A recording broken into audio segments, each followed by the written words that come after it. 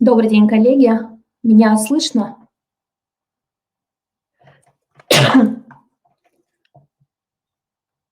Коллеги, замечательно. Я не включаю сегодня видео, потому что вчера платформа ProofMe зависала на видео, поэтому сегодня предлагаю поработать в таком режиме, тем более нас снова более 500 участников. И, соответственно, чтобы не создавать проблемы в трансляции, я предлагаю вот такой режим. Мы не включаем видео, но вы меня хорошо слышите. Коллеги, секундочку, я отвлекусь написать нашим коллегам.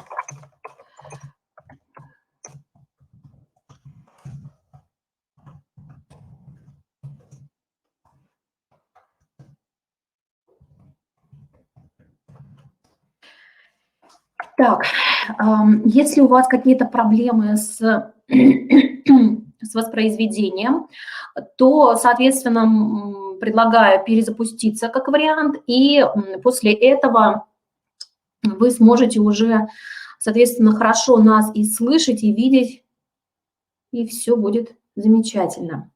Итак, коллеги, мы начинаем наш вебинар, посвященный индивидуальному итоговому проекту школьника. Следует вообще сказать, что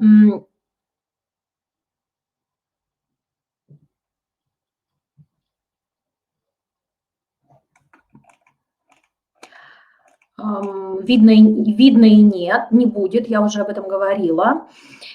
Так, мы говорим о том, что в современном пространстве фактически федеральные государственные образовательные стандарты задают нам такую систему, когда фактически мы переводим детей и привлекаем детей к индивидуальным итоговым проектам.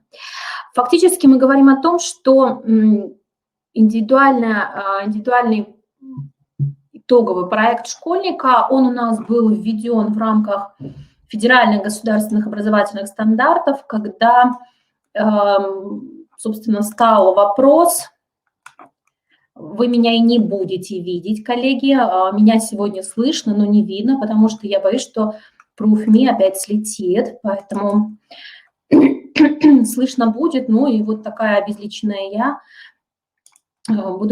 предстала пред вами. Фактически мы говорим о том, что именно федеральный государственный образовательный стандарт, когда вводит различия когда вводит новый подход к обучению, вводит как раз и проектную деятельность. В свое время знаменитый физик Лев Давыдович Ландау сказал: жизнь человека слишком коротка, чтобы браться за безнадежные проблемы. Память ограничена, и чем больше научного ссора будет засорять твою голову, тем меньше останется места для великих мыслей. И фактически Лев Давыдович разрешал своим студентам, своим ученикам с ним спорить, но иногда он говорил следующую фразу: кто кого обучает, ты меня или я тебя? Не мое дело искать ошибки в твоих рассуждениях, укажи мне лучше ошибки в моих. И, соответственно, мы говорим, что в любом случае проектная деятельность – это как раз-таки способ выбора того важного, ценного, что есть в нашей жизни, и способ погружения детей в деятельность.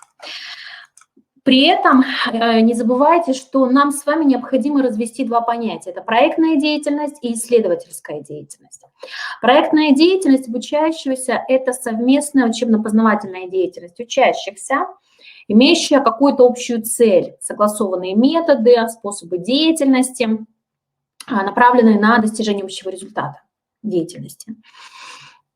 И в этом случае непременным условием проектной деятельности является наличие заранее выработанных представлений о конечном продукте. То есть мы примерно представляем, что в итоге мы должны получить. И, конечно же, обязательно включаются такие моменты, как осмысление и рефлексия результатов деятельности. Исследовательская деятельность, она несколько иная. Мы прекрасно понимаем, что это некие деятельность, которая связана с решением каких-то творческих задач с заранее неизвестным решением и предполагающая наличие основных этапов. Это, например, постановка проблемы, изучение теории, посвященной данной проблематике, подбор методик исследования и практическое овладение ими. Ну, также сбор собственного материала, его анализ и обобщение. При этом в исследовательской деятельности мы понимаем, что если даже ребенок анализирует что-то, обобщает, ищет литературу и источники, но при этом он всегда делает собственные выводы. И при этом у нас с вами, ну, коль скоро мы говорим с вами про проект, то проект подчиняется определенной структуре, определенным правилам.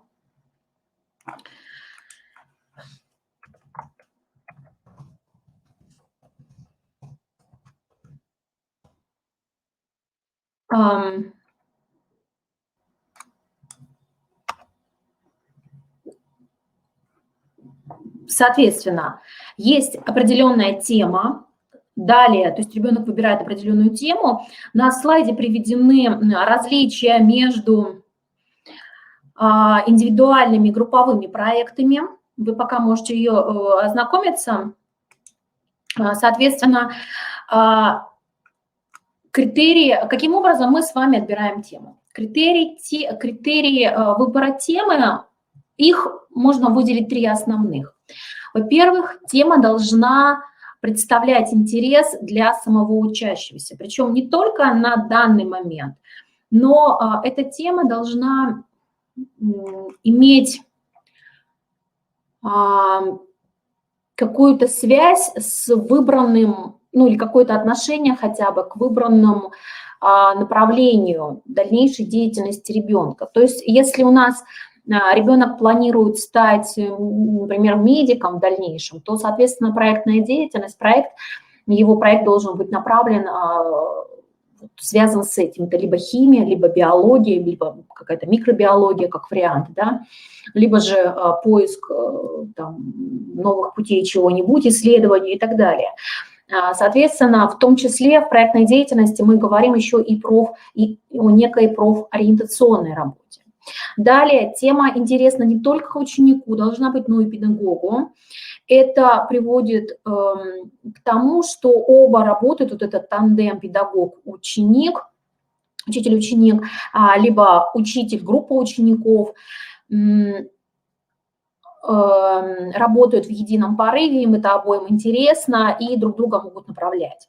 Это происходит тогда, когда сам научный руководитель занят исследовательской работой и в рамках избранной им сферы выделяет требующую разработки область для изучения ее учениками.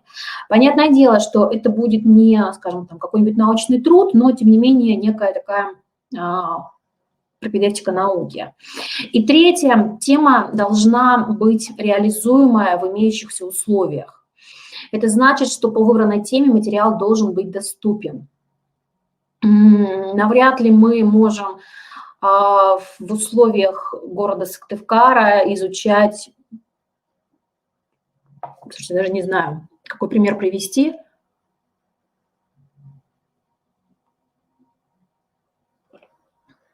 При помощи сети интернет у нас очень много чего стало доступно и возможно к изучению. Поэтому, ну, наверное, суперколлайдер навряд ли мы сможем изучать, особенно какие-то практические опыты проводить с ним, потому что, ну, нет у нас к нему доступа.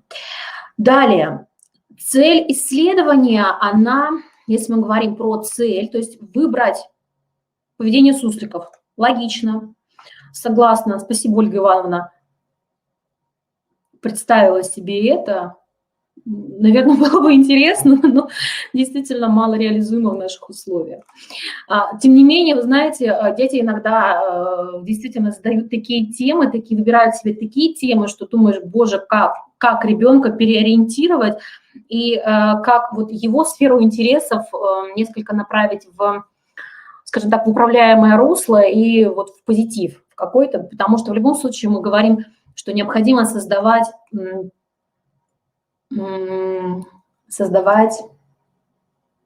ситуацию успеха, когда ребенок ставит какие-то перед собой цели, выбирает тему, проблематику, потом формулирует темы, цель, задачи, подбирает методы, и если он высказывает гипотезу, а потом его гипотеза оказывается абсолютно несостоятельной, то тут несколько моментов, понимаете, что могут быть даже и некие негативные последствия. Поэтому тему нужно выбирать очень и очень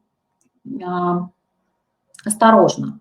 При этом цель исследования, мы понимаем, что это конечный результат, которого хотел бы достичь исследователь при завершении своей работы. Формулировка цели исследования можно начинать с традиционных понятий, таких как выявить, установить, обосновать, уточнить и так далее. Поэтому, исходя из цели, мы всегда формируем основные формы представления результатов. Формируем задачи и дальше уже представляем, будет ли это как различные формы. Далее. При этом не стоит забывать еще об одной особенности, что у нас с вами есть различные понятия.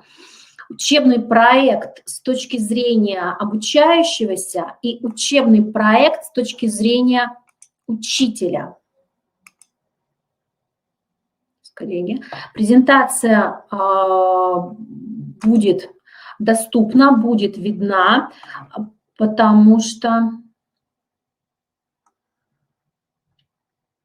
Коллеги, секундочку, я прошу прощения, да, презентацию можно будет скачать. Я к своему стыду закачала вам не ту презентацию. Сейчас, секундочку, коллеги, технические ошибки, не ту презентацию. Секундочку, я понимаю, что что-то у меня не то. Секунду. Коллеги, я прошу прощения, буквально, действительно, секундочку.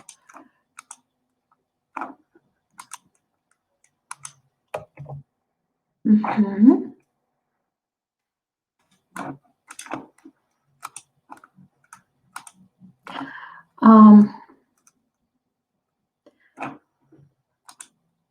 Я сейчас загружу новую... Спасибо, Александр. Я сейчас загружу новую презентацию. Да, презентация будет доступна.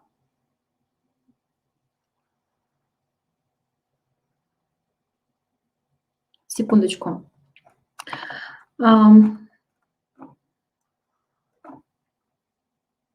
Презентация будет доступна. Я попробую ее сейчас здесь подгрузить. Не знаю, получится, не получится. Нет, здесь получается. Вот. Ссылка в чате. Угу. Коллеги, видно, да, новую презентацию? Секунду. То есть вот наши основные... Да, это новая презентация. Тема, цель, задачи. И то, о чем я уже вам говорила, это фактически вот эта проектная деятельность, исследовательская деятельность. Понимаю, что говорю, а что вы не видите, не могу понять, почему. Итак, посмотрите, вот они, темы проектных исследовательских работ. Я вам говорила, что критерии выбора темы одни и другие, главные правила формулировки темы и, соответственно, то, о чем я сейчас вам говорила. Учебный проект с точки зрения обучающегося и учебный проект с точки зрения учителя. Итак, посмотрите. Фактически ребенок, будем называть его ребенком, в любом случае для меня они дети. Итак, смотрите, для обучающегося максимальное раскрытие своего творческого потенциала. То есть почему я и говорю, что тема должна быть близка и понятна ребенку. И при этом тема также должна быть еще и доступна для исследования. Поэтому при этом посмотрите, позволит проявить себя индивидуально или в группе, приложить свои знания, принести пользу, показать публично достигнутый результат. Публично. И результат этой деятельности, найденный способ решения проблемы, сформировали зачастую самими учащимися. То есть практический характер и имеет важное прикладное значение. То есть для ребенка основное – это его творческий потенциал. Что же происходит с учителем? С учителем все гораздо интереснее. Во-первых, это интегративное дидактическое средство развития, обучения, воспитания, которое позволяет выработать, развить умение проектирования и исследования. Посмотрите, то есть в рамках проекта мы должны научить, мы учителя должны научить, первое, проблематизации, то есть формированию проблемного поля, выделению ключевых проблем, разбивки их на проблемы. Далее, управление собственной познавательной деятельностью, то есть ребенок должен будет уметь формировать проблемное поле, планировать, организовывать, контролировать, регулировать. То есть в этом плане очень хорошо помогает дневник. Как помните, у нас, не знаю, у вас было, не было, у нас был в свое время, когда мы писали дипломные работы, был, как это называется там, журнал дипломной работы. Там, где мы себе, дневник дипломной работы. Фактически мы говорим о том, что в этот период, когда ребенок сам себе прописывает, то есть вот в эту неделю там, или в этот месяц, или в эти дни я сделаю то-то, то-то, и, соответственно, там рядышком есть, или правильно это будет на 3 столбика, первое – направление деятельности, второе – планируемые сроки, и третье – отчет о выполнении. То есть ребенок просто себе ставит плюсик или минусик, соответственно, сделал, не сделал, если не сделал, то почему и на какие сроки переводит. Это очень хорошо помогает направлять деятельность обучающегося, и вот вообще, в принципе, планирование очень помогает. Далее, управление собственной познавательной деятельностью разобрали, поиск и отбор актуальной информации о своей необходимого знания. В данном случае, вот в этом в 3-м пункте мы подразумеваем, что обучающийся должен включать как раз то самое свое критическое мышление, где он не только критически подбирает, осмысливает и анализирует ту информацию, которую он нашел, но он еще должен выбрать именно то, что относится к нему, выбрать сайты, выбрать источники информации, книги там и так далее, публицистику, которой он будет доверять и которой он сможет доверять. Далее. Проведение исследования, самого исследования – это постановка и решение проблем, анализ, синтез. То есть мы вырабатываем методы, выбираем методы и, используя их, проводим то или иное исследование.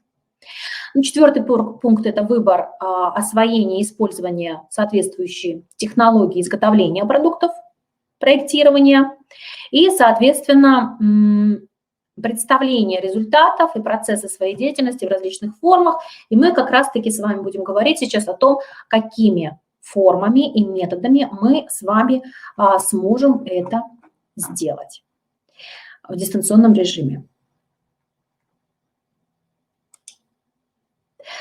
Далее. Результаты выполнения индивидуального проекта должны отражать следующие 4 пункта.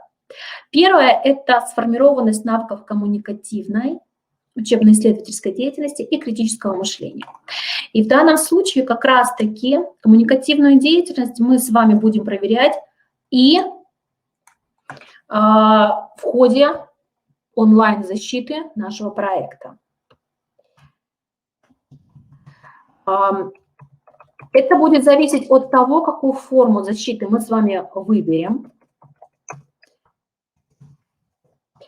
Каким образом наши дети будут представлять результаты своего исследования.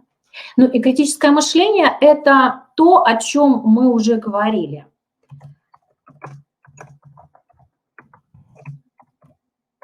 когда он подбирает литературу, источники, он должен критически ее осмыслить, переработать. И при этом еще необходимо напоминать нашим детям о том, что есть такое страшное слово, как компиляция.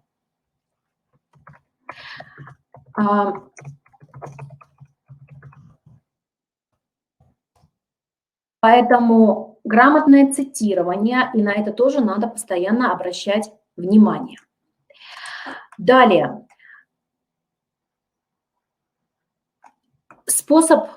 Способность к инновационной, аналитической, творческой деятельности. Я напоминаю, что для ребенка самое главное – это как раз-таки реализация его творческого потенциала.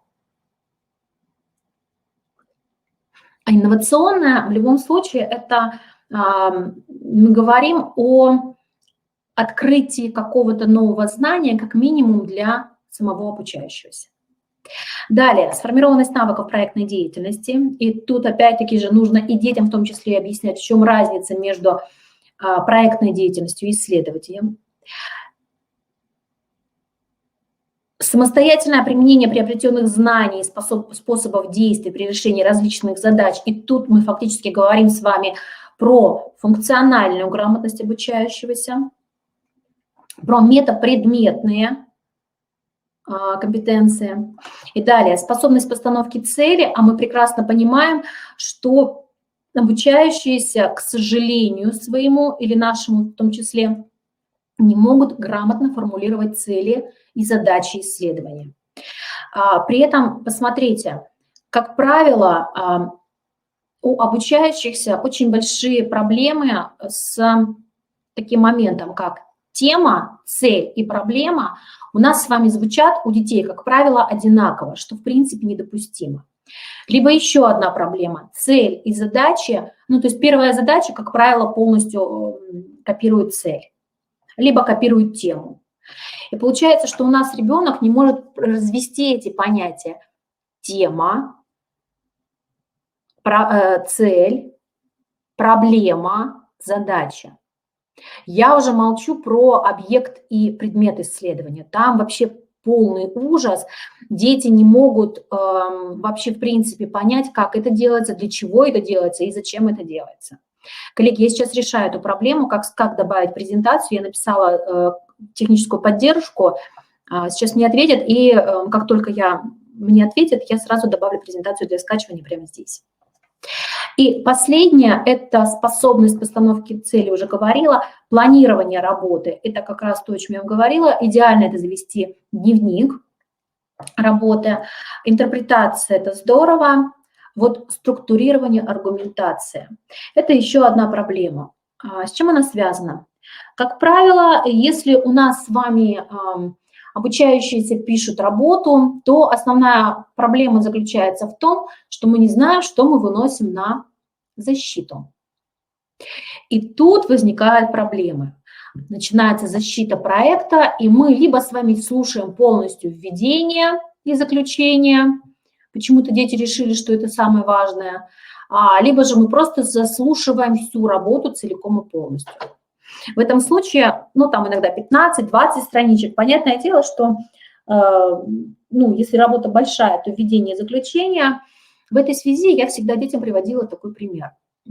Коллеги, когда защищается кандидат наук, ну, будущий кандидат наук, защищается кандидатская, то на защиту отводится претенденту 20 минут, соискателю ученой степени кандидат наук отводится 20 минут. При этом работа, сама работа, может быть объемом от 180 до там, 300 страниц. И понятное дело, что соискатель должен из вот этих там, ну, грубо 200-250 страниц текста выбрать самое важное, четкое, нужное для того, чтобы отразить именно свой вклад, именно ту работу, которую он провел. Поэтому, коллеги, надо детям также объяснять, что выносится на защиту, какие материалы выносятся, какая информация выносится на защиту и в каком формате это проходит. И презентация результатов. Ну, этапы работы над проектом вы видите. У нас с вами сегодня как раз-таки первые 4 этапа работы мы сегодня упускаем, потому что у нас идет именно презентация и защита проекта, а так во всех предыдущих этапах работы были проведены соответствующие вебинары, и они представлены на сайте Института развития образования в разделе «Видеозал». Соответственно, презентационный, то есть подготовка презентационного материала, презентация проекта, изучение возможностей использования результатов проекта. И фактически вот здесь мы говорим о том, что должно быть на защиту вынесено. Возможности использования результатов проекта, то есть возможность тиражирования и использования в жизни. Далее, анализ результатов выполнения проекта и оценка качества выполнения проекта. И в этой связи следующий слайд – это примерные критерии оценивания защиты проекта. При этом я напоминаю, что у нас с вами, когда мы говорим про проектную деятельность, есть несколько аспектов, которые мы с вами оцениваем. Во-первых, мы оцениваем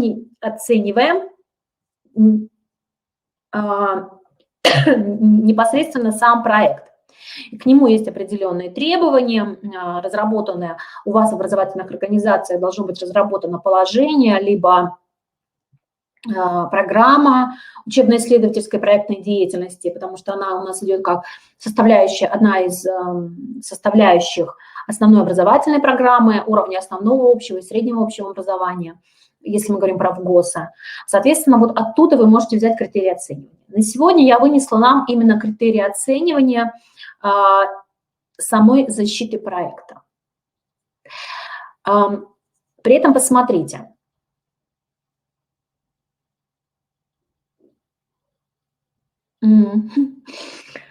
Знаете, отвлеклась, прежде чем перейду дальше. Тамара Александровна задает вопрос. Как популярно детям объяснить разницу между объектом и предметом исследования? В свое время, когда я училась еще на первом курсе, писала первую свою курсовую работу, у меня возник точно такой же вопрос.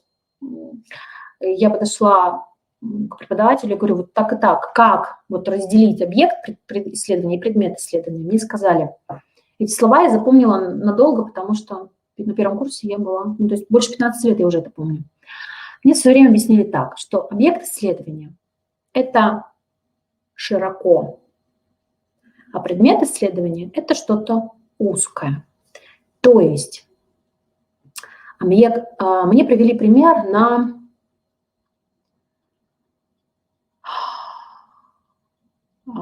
скажем так, из географии. Не совсем близко к моей специализации, но тем не менее.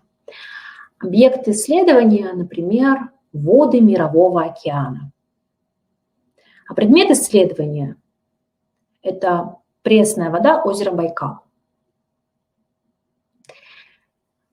Вот после этого всем своим обучающимся я приводила вот этот же самый пример. То есть объект исследования – это широкое поле, то, в котором находится наша с вами маленькая, узенькая, небольшая проблема. И, соответственно, ну вот, я объясняла так. Дети понимали и вопросов мне больше не задавали. Может быть, и вам так поможет. Да, Татьяна, совершенно верно. Объект широко, предмет узко. Фактически, да. Либо объект, в данном случае, участники Московской битвы, а предмет мой дед, участник Московской битвы. Или, ну, не участники там. Московская битва, да, фактически, можно так сказать. Спасибо. Итак, смотрите. Переходим теперь именно к оцениванию. Фактически мы с вами находимся в дистанционном режиме. Каким образом мы можем провести защиту проекта? Каким образом мы можем провести защиту проекта? Во-первых, мы говорим о том, что есть различные платформы. Та же самая ProofMe, которая позволяет организовать видеосвязь. У нас с вами есть Skype, но Skype – это общение один на один, ну, там есть ограничения. Есть платформа Zoom, которая позволяет нам добавлять участников. И в этом случае, посмотрите, вы можете там добавить до 40 участников.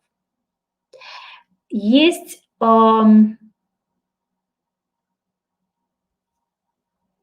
платформа Teams, она бесплатная, она входит в группу Microsoft, абсолютно бесплатная, ее можно установить, в принципе, она почти у всех установлена.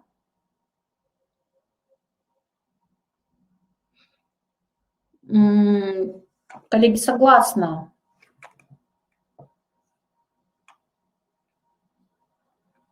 Вот здесь вот очень хорошо нам Лариса Васильевна разъяснила предмет и объект. Да, согласна. Согласна. Ну вот мне в свое время привели вот такой пример, чтобы показать, что больше, что меньше, поэтому вот у меня так и сложилось. Итак, смотрите, как вариант платформа Teams, которая позволяет ребенку, ProofMe, в чем его плюс? Вот мы сейчас, вы слышите меня, вы можете видеть ребенка, и, соответственно, вы можете видеть его презентацию. То есть ребенок может записать вам ее, вот так же выложить. Второй вариант – это, соответственно, ребенок при помощи камеры, при помощи родителей, а в любом случае в режиме вот в современной ситуации родители находятся вместе с ребенком, поэтому родители могут заснять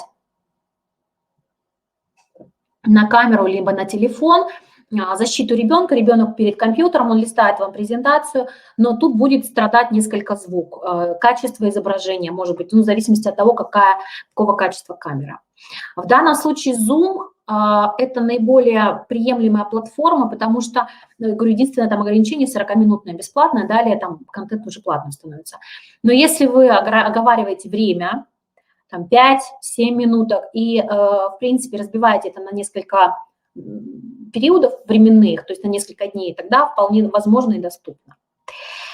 При этом обращайте, пожалуйста, внимание обучающихся, и вы сами участники, многие из вас участники конференции, и вы прекрасно понимаете, что все чаще и чаще, к сожалению, наши обучающиеся, наши вообще, в принципе, участники конференции любого уровня перестали рассказывать, они начинают читать свой доклад.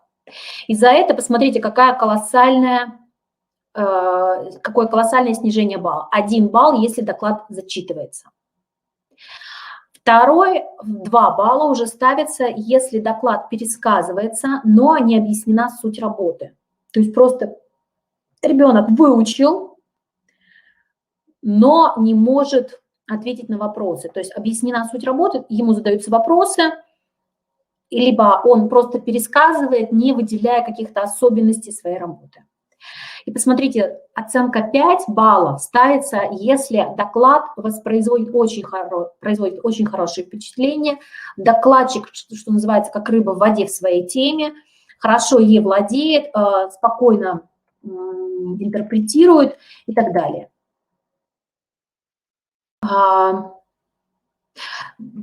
Для ProofMe устанавливать ничего не надо.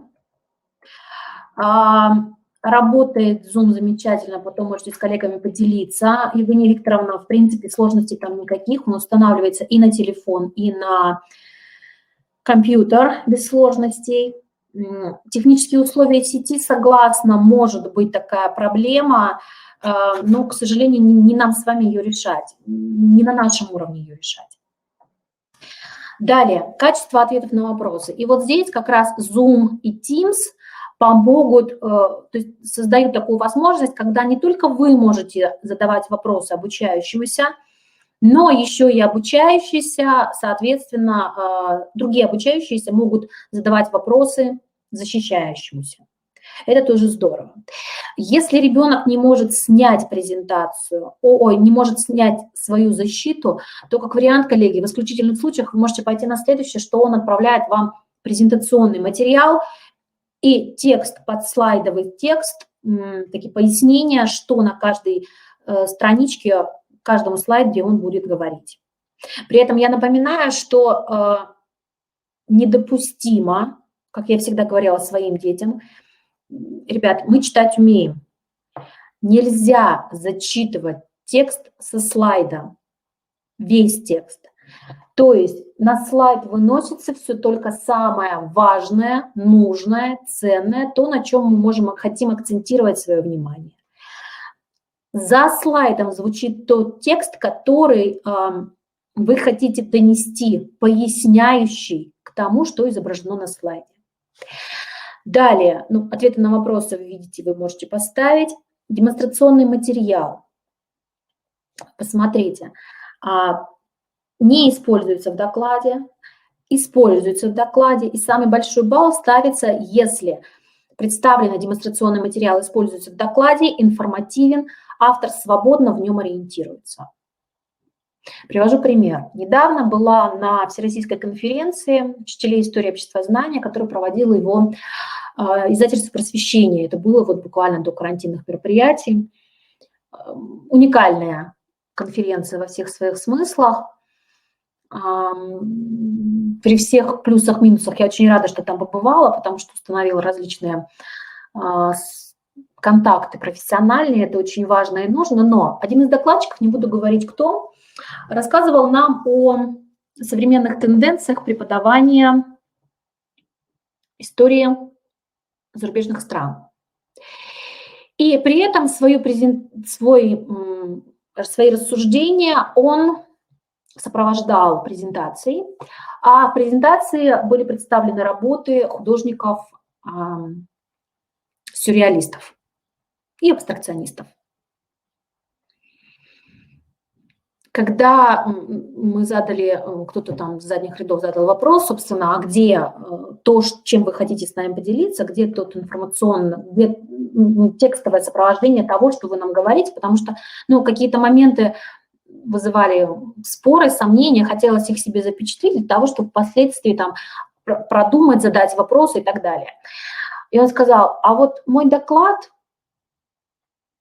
выражен очень хорошо работами этих художников, этих мастеров. Все.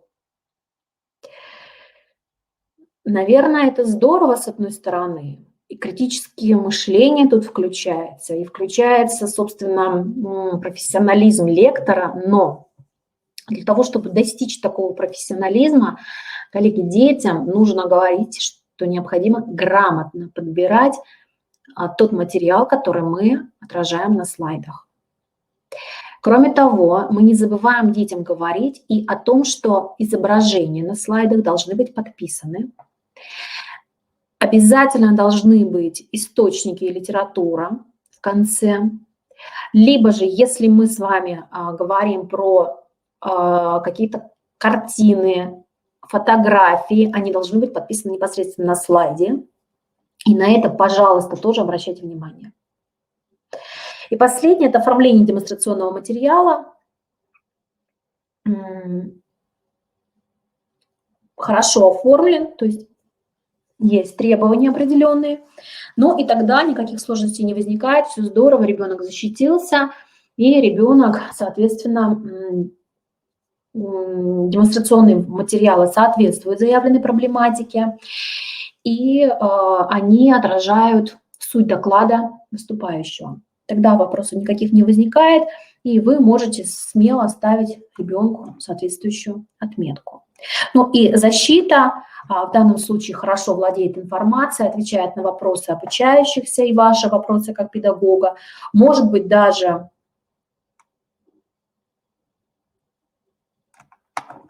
какие-то моменты где-то он сможет родители задавать вопросы, потому что я напоминаю, что у нас с вами родители – это, в общем-то, участники пространства. Далее. Пустой слайд, не загрузившийся. То есть вот на сегодняшний момент у нас с вами только фактически 4 возможности. Повторю, защиты такого плана защиты. Первое. В крайних случаях ребенок вам высылает саму работу и презентацию к ней под слайдовым текстом, под каждым слайдом текст. Второй вариант – это фактически ребенок записывает, или родители, или кто-нибудь, третий участник, второй участник, записывает выступление ребенка и вам отправляет. Третье – это по скайпу индивидуально с вами. Ну и четвертая возможность – это с использованием платформ, таких как Zoom, ProofMe, для которых не нужно ничего, для ProofMe ничего не нужно устанавливать, просто надо зарегистрироваться и приглашать. Модератором может стать любой. Для Zoom нужно его скачать, установить приложение на телефоне, смартфоне, либо на компьютере. Он бесплатный абсолютно первые 40 минут, но сейчас говорят о том, что, возможно, увеличат время. Ну и Teams. Teams – это бесплатное, абсолютно бесплатное приложение, которое доступно в Microsoft Office, домашняя версия Office.com.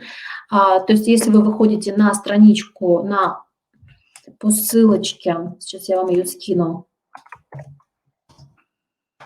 Office.com, то фактически там вы увидите приложение, которое называется Teams. Его устанавливаете. Напомню, что его можно установить и на телефоне, и на компьютере. И через это приложение можете общаться, создавать видеозвонки. Оно использует, конечно, интернет, но трафик минимальный и очень удобный в использовании. Коллеги, если будут какие-то вопросы, милости просим, звоните, спрашивайте.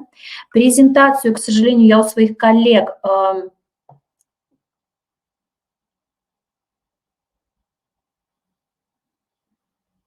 Если вы подождете буквально 2 минутки, я отключу звук. У коллег спрошу, как я могу добавить, просто позвоню в техподдержку, они не отвечают так. Спрошу, как я могу добавить презентацию именно сюда, чтобы вы скачали. Если вы буквально подождете вот минутку-полторы, максимум 2. Хорошо? Тогда я пока не прощаюсь, коллеги, звук немножечко отключу. Коллеги, получилось, нет, скачать презентацию?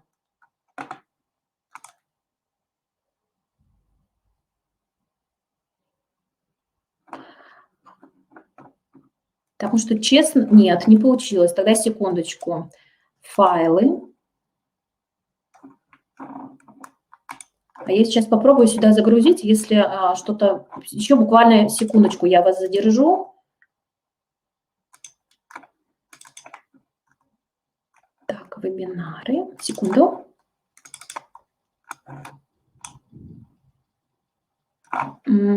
Скачали, да? Замечательно. Все, коллеги. Спасибо вам огромное за внимание. Какой сайт?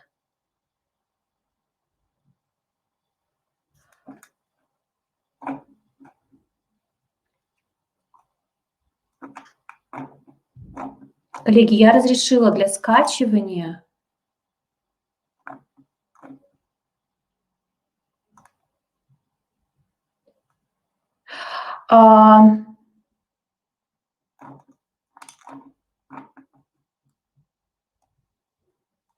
Я разрешила для скачивания. Выберите, пожалуйста, у вас сбоку есть, внизу должно появиться такое поле для скачивания, и все должно получиться замечательно.